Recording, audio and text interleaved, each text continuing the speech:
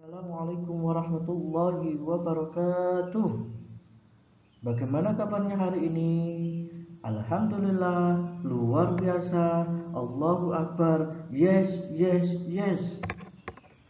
Hari ini kita akan mempelajari tentang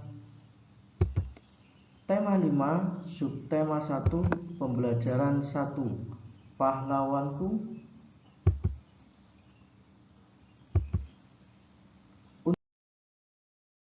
KD-nya, belajar apakah kita hari ini? Yang pertama, kita akan mengidentifikasi kerajaan Hindu dan atau Buddha atau Islam di lingkungan daerah setempat serta pengaruhnya pada kehidupan masyarakat masa kini. Yang kedua, menyajikan hasil identifikasi kerajaan Hindu dan atau Buddha dan atau Islam di lingkungan daerah setempat serta pengaruhnya pada kehidupan masa kini. Dan yang ketiga, menggali pengetahuan baru yang terdapat pada teks non-fiksi. Selanjutnya, menyampaikan pengetahuan baru dari isi teks non-fiksi ke dalam tulisan dengan bahasa sendiri. Selanjutnya, menerapkan sifat-sifat cahaya keterkaitannya dengan indera penglihatan. Dan yang selanjutnya, menyajikan laporan hasil percobaan tentang sifat-sifat cahaya. Oke anak-anak, kita lanjutkan di slide berikutnya.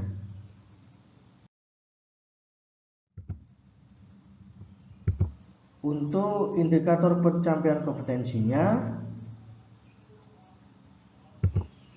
menjelaskan perjuangan tokoh di zaman Hindu-Buddha dan keterampilannya menunjukkan perjuangan tokoh di zaman Hindu-Buddha.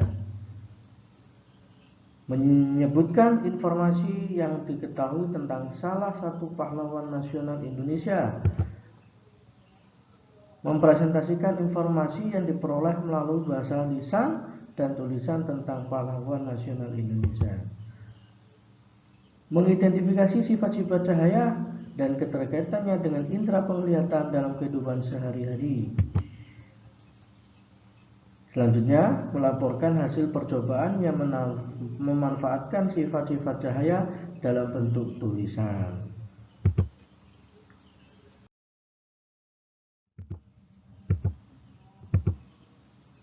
Tujuan pembelajarannya, setelah membaca teks, peserta didik dapat menyebutkan contoh perjuangan dari tokoh-tokoh pada masa kerajaan Hindu, Buddha, dan Islam di Indonesia dengan benar.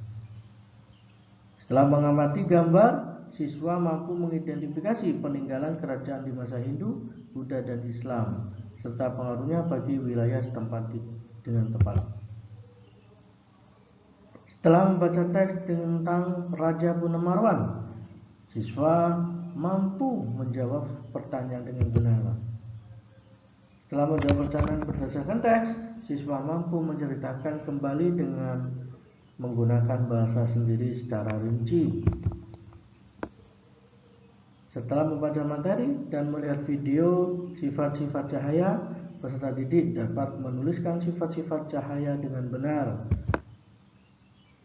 Dan yang terakhir, setelah membaca materi dan melihat video sifat cahaya, peserta didik mampu menuliskan laporan tentang sifat cahaya dengan rinci dan benar. Oke anak-anak, untuk materi yang pertama tentang ilmu pengetahuan sosial, yakni tentang pahlawan. Tahukah kalian apa yang dimaksud dengan pahlawan? Menurut Kamus Besar Bahasa Indonesia, pahlawan adalah orang yang dapat menunjukkan keberanian dan pengorbanan dalam membela kebenaran. Nah, ini seorang pahlawan ini pasti mempunyai sikap-sikap keberani, sikap-sikap penuh pengorbanan dalam membela kebenaran. Nah, untuk menjadi seorang pahlawan senantiasa harus memiliki rasa berani dan rela berkorban yang tinggi dalam dirinya. Seperti halnya contoh berikut ini. Gambar yang pertama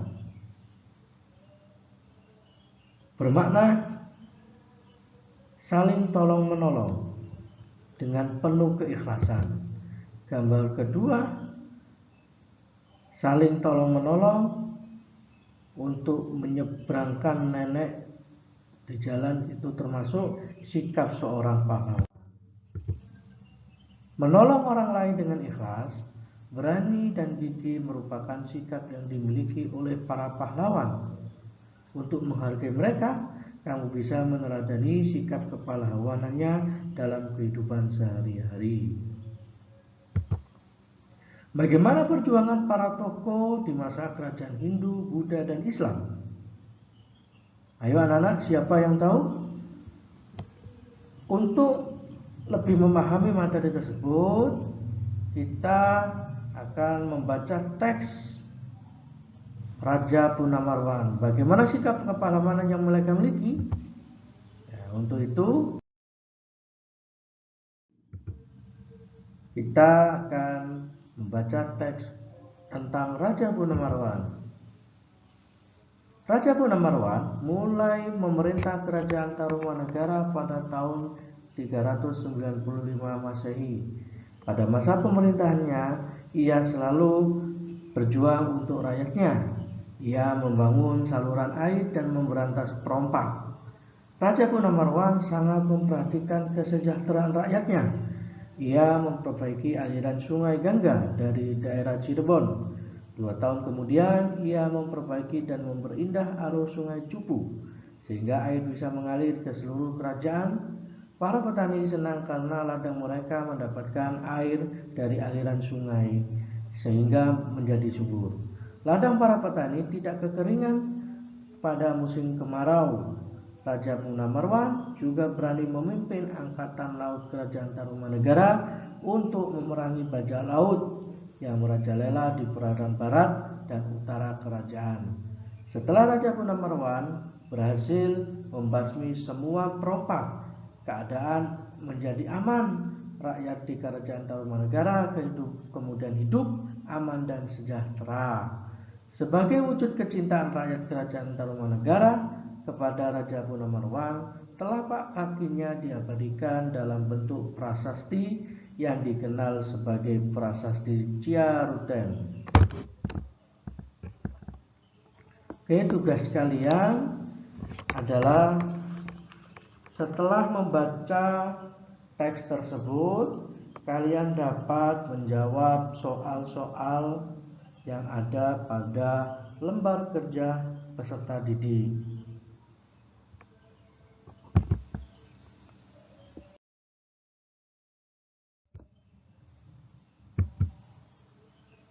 Lanjut, tokoh dan peninggalan kerajaan pada masa kerajaan Hindu, Buddha, dan Islam.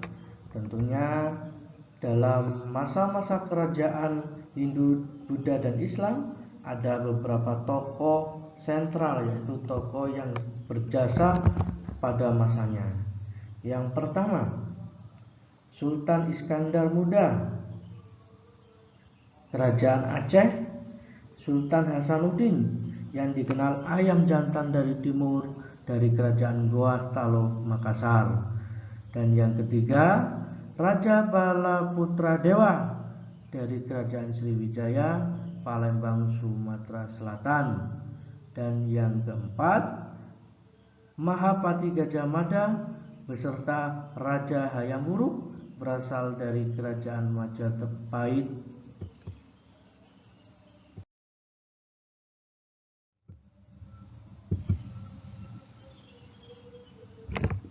Nama tokoh: Sultan Iskandar Muda dari kerajaan Aceh, seorang raja pemeluk agama Islam yang berhasil membuat kerajaan Aceh mencapai puncak kejayaannya. Kerajaan ini menjadi pusat perdagangan dan pengembangan agama Islam. Bentuk peninggalan kerajaan Aceh yakni Masjid Raya Baitur Rahman. Yang kedua, Sultan Hasanuddin dari kerajaan Goa Talo. Beliau seorang raja pemeluk Islam yang berani menentang Belanda, sehingga dikenal dengan sebutan ayam jantan dari timur karena ketegasannya. Pada masa kerajaan itu mencapai puncak kejayaannya. dan peninggal kerajaannya, yakni Batu Palantikan. Yang ketiga, Bala Putra Dewa dari Kerajaan Sriwijaya. Beliau seorang raja pemeluk agama Buddha. Ini berhasil menjadikan Sriwijaya menjadi pusat perdagangan, pelayaran, pendidikan, dan penyebaran agama Buddha. Bentuk peninggalan kerajaan Sriwijaya adalah prasasti kedudukan bukit. Yang keempat, Pati Gajah Mada dan Raja Hayam Wuruk yang berasal dari Kerajaan Majapahit. Pada zaman Raja Hayam Wuruk yang beragama Hindu ini, Majapahit mengalami zaman keemasan. Ia didampingi seorang pati yang bernama Pati Gajah Mada yang berhasil menaklukkan kerajaan di Nusantara di bawah Majapahit. Bentuk peninggalan kerajaan ini yakni Candi Bajang Ratu dan Candi Tikus. Sifat-sifat cahaya. Yang pertama, cahaya dapat merambat lurus, yang dapat dibuktikan dengan percobaan dengan menggunakan karton tebal dan lilin. Yang kedua, cahaya menembus benda bening, yang dapat dibuktikan dengan menyalakan senter, kemudian diarahkan ke gelas bening, dan nanti cahaya itu dapat terlihat di sisi sebelahnya. Yang ketiga, cahaya dapat dipantulkan. Cahaya ini dapat dibuktikan dengan menyalakan senter, kemudian diarahkan ke kaca. Nanti sinar tersebut akan memantulkan di sisi sebelahnya. Dan yang keempat, cahaya dapat dibiaskan, dapat dibuktikan dengan menggunakan pensil yang setengahnya bagiannya panjangnya berada di dalam gelas berisi air. Kemudian setelah kita amati